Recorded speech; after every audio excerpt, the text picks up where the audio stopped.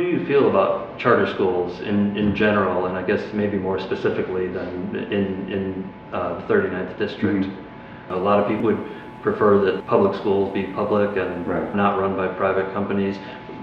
Where do you stand in that, just generally?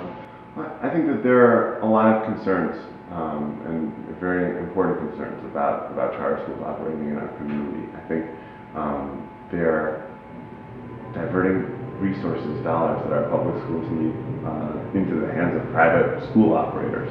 And I think also from a fundamental philosophical sort of perspective about this, I come to this issue from the belief that our responsibility as a society, as a government, is to serve everyone. Especially when it comes to public education, we have a responsibility to serve every child, to provide a free education for every child. And charter schools aren't designed to do that. They're designed to be alternatives for some kids. And there are plenty of parents in my district who send their kids to charter schools and are very happy with that, and certainly don't begrudge anyone that. But until we have a satisfactory public education available to every child, we're not doing our job.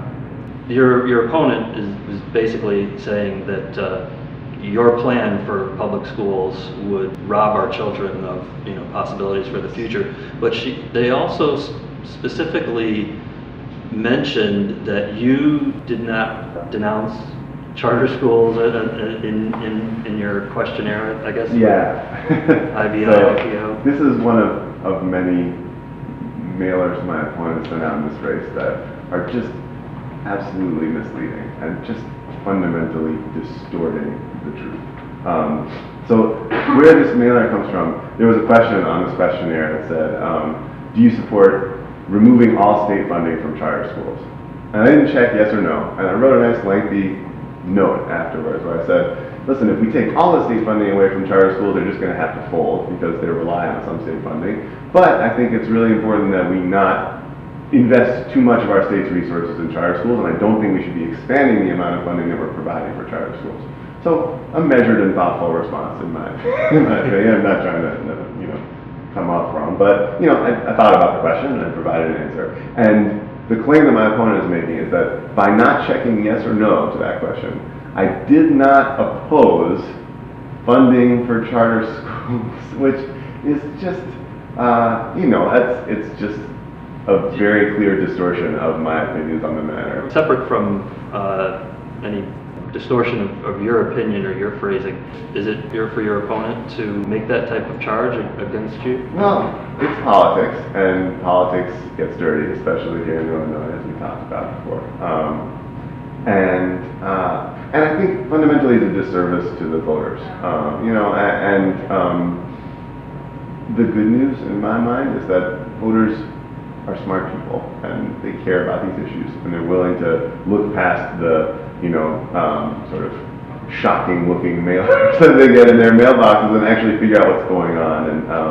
And all the folks that we've talked to in the district, when I go around talking to folks at their door, the overwhelming majority of the sentiment about these mailers is, have you seen the latest nonsense they're sending out about you? We don't need this kind of garbage. I think it's, in some important ways, emblematic of the kind of politics that we're trying to change, the very fundamental issues in this race, right? That the entrenched establishment politics, the politics of smear campaigns and bad Photoshop jobs and misleading attack ads. This is exactly the kind of politics that folks in our district are done with, that we're tired of. We're ready for something different. There's a couple that I'd like to touch on specifically. One is, I guess maybe the most sensational one, suggests that you want to help sex offenders stalk women and children. I guess, well, first of all, what's your take on this? I want to be absolutely clear in no uncertain terms with you and with the viewers. I have never advocated in any way to weaken the sex offender registry laws in Illinois. I do not support doing so. Any suggestion that I plan to or that I believe that's what should be done is just false. It's just not true. That claim that you want to help sexual predators comes from an article that you wrote when you were at Brown University in 2006, and your article was arguing that public records with personal information, such as criminal charges, shouldn't be commoditized by private businesses. And in making your argument, you stated, just like denying ex-convicts voting rights or sex offender tracking and registration, this is an instance of societal double jeopardy. Now, this does not say anything that you want to change Illinois' laws, but do you think that sex offender tracking and registration, do you feel that that is double jeopardy? I think that sex offender registries are an important tool that families in our community use to feel safe. And I support sex offender registry laws. Again, I have no intention of weakening them in the way that my opponent is suggesting. And in point of fact, I've been in the same room with my opponent and said that in exactly the same clear and uncertain way that I just said it to you. And so for my opponent to continue saying this after having heard from me say that this is not my intention, I mean, it's disappointing. Well, I guess what they're doing is saying that this statement, that one sentence that you had in that article, basically says what they're trying to, right. They're trying to insinuate. Right. And as you pointed out, that's not what it says. It doesn't say that I want to weaken these laws in any way. And it's something I wrote when I was 19 years old, and it just has no bearing whatsoever on anything that I plan to do in the State House. Do you still believe that it's double jeopardy? And when, I guess so, is it also fair, if you do, is it fair to say you don't want people to know where sexual predators are hiding? It's not fair to say that. I absolutely do feel that the sex offender registry is justified, that our families have a right to know where sex offenders are, and I support the sex offender registry laws that we have on the books. Is another of the mailers from your opponent's campaign, and also from Democratic Majority Fund, attacks donors to your campaign, saying that they helped create tax shelter schemes and suggest that you would help corporate allies shift their tax burdens to average taxpayers. Do you think it's fair to attack a candidate for actions of their supporters, and do you want to comment on this charge? Sure. This is yet another instance in which my opponent is deliberately misleading voters in this district. No supporters of mine have ever helped, I don't even remember the allegation, send jobs overseas, help corporations hide from their tax bills. That is not in any way an accurate reflection of what I plan to do, what my supporters have done. It's completely misleading. And I think it's fair to note that my opponent, numerous occasions in Springfield, has voted for legislation that has allowed corporations to not pay their taxes, that is giving huge tax credits to corporations, just giving them their tax bill back. So it seems disingenuous at best to suggest that I'm a candidate in this race who's trying to help corporations avoid paying their taxes, when my opponent has a clear record of doing so. The pension deal that was worked out last year and signed by Governor Quinn, what are your thoughts just generally on the deal that we ended up with? Yeah, I think that the bill that passed in Springfield is unconstitutional. And I think that I expect and hope that it will be ruled so in the courts of the challenge pending to that bill right now. I believe that our state's constitution is very clear about our obligation to our retirees. It says in black and white we can't diminish or abridge these contracts. And beyond that, I think it's a moral issue too. I think we have a clear moral imperative that people have been paying into this system their whole lives, their whole career, out of every paycheck. And they've been doing so under the promise from our state government that there would be a retirement waiting for them. And to then come back and suggest that we're going to deprive them of that retirement seems wrong to me. And these are folks who don't get Social Security, overwhelmingly. These aren't folks who are making, huge, outrageous pensions. These aren't the double and triple dippers. These are nurses and teachers' aides and policemen who have worked and served the public their entire lives, and who are owed and who deserve a decent retirement.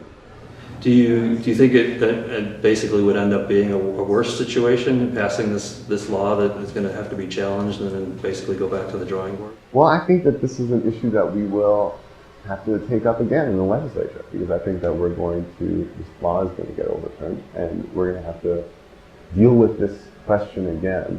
And I think we're going to have to start from first principles here and say we need to pay retirees the pension that they're owed.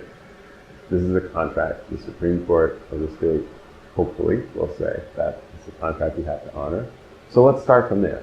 And how do we do that? Our state clearly needs to take in more revenues in order to pay down that obligation over time.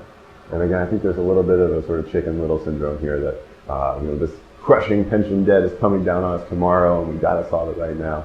And even President Fullerton, the president of the Senate, said that it's not a crisis. It's not an urgent matter in that same way.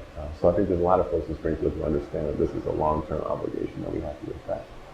And we need new revenue to pay down that obligation. And the question then is, where does it come from? And I think the answer can't be working families, because we're already paying too much as it is. So I think we need a combination of a fair income tax in Illinois, taxes the very wealthy at slightly higher rates, and working families at lower rates. And we also need to end corporate tax breaks and corporate loopholes that are enabling 2/3 of corporations in our state to pay no income tax at all.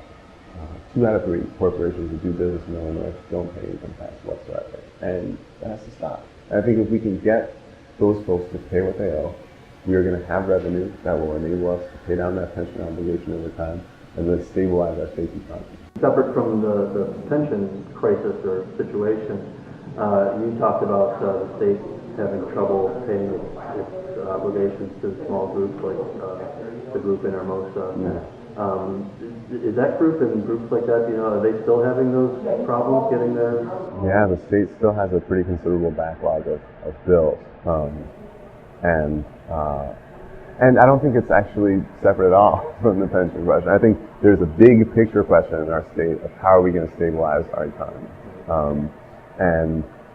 In fact, we were at a public forum with my opponent last week, and the question was posed about the state's income tax increase sunsetting. We raised the income tax to 5%, and the next year or so it's going to sort of go back to the rates that we were at before. And so someone in the audience asked my opponent, well, look, do you propose continuing that increase? And she said no.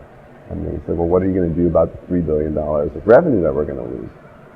And my opponent said, we just have to keep cutting. We just have to keep cutting, and we can cut our way out of it. And that's where we have this fundamental difference about how we fix this problem, because I think we have cut far too deep already. And our communities are struggling, and our public services are struggling, and schools are struggling. And the answer can't be more cuts. The answer has to be revenue, and it has to be revenue from the very wealthiest folks who can afford to pay it. Some people have suggested gambling expansion as a way to increase revenue. What do you think about that, just generally? I have some concerns about turning to gambling as a source of revenue. I think we don't want to be relying on people gambling in order to pay for our state's basic services. And I think we have a history in Illinois of having problems with casinos and who's operating them and where the money is going.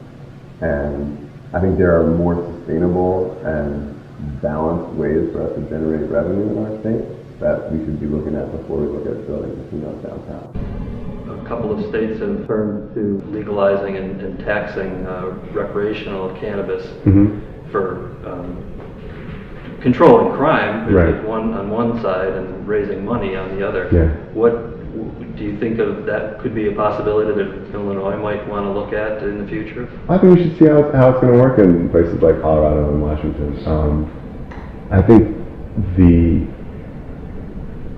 criminalization of marijuana has been really a sociological problem, and we have put many young men in prison, particularly young men of color, for nonviolent drug-related offenses involving marijuana, and that's the kind of thing that can derail a young man or young woman in a very meaningful way for the rest of their lives. And I think that we should look very seriously at certainly decriminalization, which we're already working towards in Cook County. And I think we should see how legalization works elsewhere, and if it's something that provides new sources of revenue and also is able to reduce the prison population to make sure that our prisons are housing the folks who ought to be in jail, and that we're not spending money housing nonviolent first-time drug offenders who are getting arrested for having a small amount of marijuana and costing our state a ton of money for being in prison. It's something to look at, absolutely. I guess I just want to, invite you again. Is there anything that you'd like to say to the Logan Square TV viewers, or any more general information about yourself or your campaign that you'd like to share with us? Well, I think the last thing I'll say is, first of all, thank you again for the opportunity to speak with you. Yeah, thank you. And to address the viewers. And the last thing I'll say is that when I ran 2 years ago for the same seat in March of 2012, we came up 100 votes shy of winning, 125 to be exact. It was a very, very close race. And so every vote in an election like this really counts, really matters. So if any of the folks out at home are thinking about staying home on March 18th, or there's not much on the ballot, I won't even bother, I really urge folks to get out there and cast their vote. This race will be decided by folks showing up at the polls on election day, and I believe that if we get everybody out there to cast their ballot, we're going to have a really meaningful win on March 18th. Okay. Will Guzzardi, I want to thank you again. Thank you very much. With us at Logan Square TV. My pleasure. Okay.